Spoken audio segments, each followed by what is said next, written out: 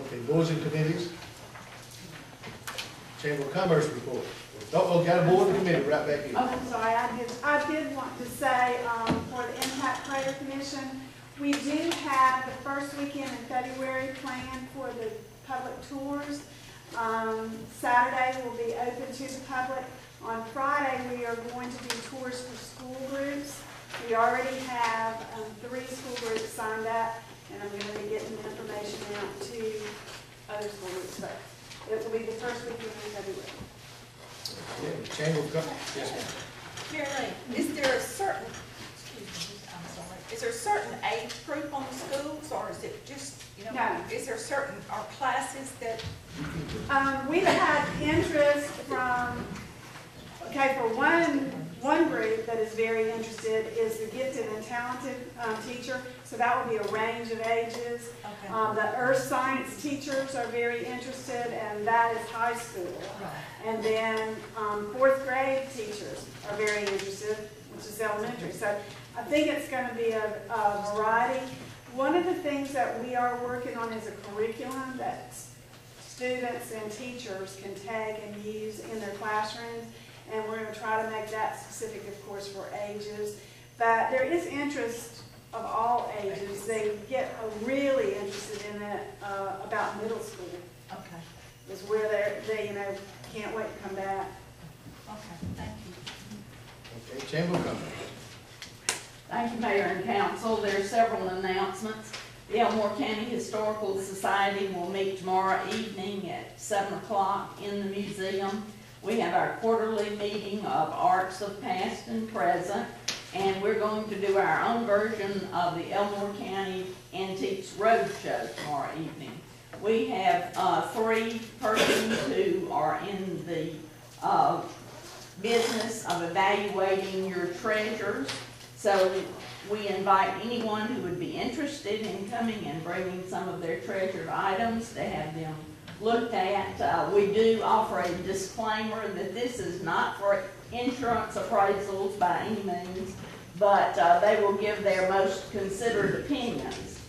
On the 13th of November, again, the Historical Society has its regular meeting on Sunday afternoon at 2:30 in the museum, and we will have Ms. Diana Hyatt, and she will be talking about folk art and fiber, and she will be majoring on spinning and weaving before the Civil War. On the 17th of November, the Piedmont Plateau Birding Trail will officially have its grand opening, and it will be in the Horseshoe Bend National Military Park at 1 p.m. Thursday, November the 17th. And then we remind everyone of the big day that's planned by Teresa Robertson and her group in downtown. We talked about on Saturday, November the 19th from 11 a.m. until 2 with the many activities that they have planned for downtown. So come and join us for these activities. Thank you. The ones of you that did not attend the cemetery tour, folks, that was quite interesting. It really was. I didn't know how that thing worked, but some stories that were told over there. Best thing I can tell you is don't die, because they'll talk about you after you die. You don't know how that works. You die and then they bury you. Yeah.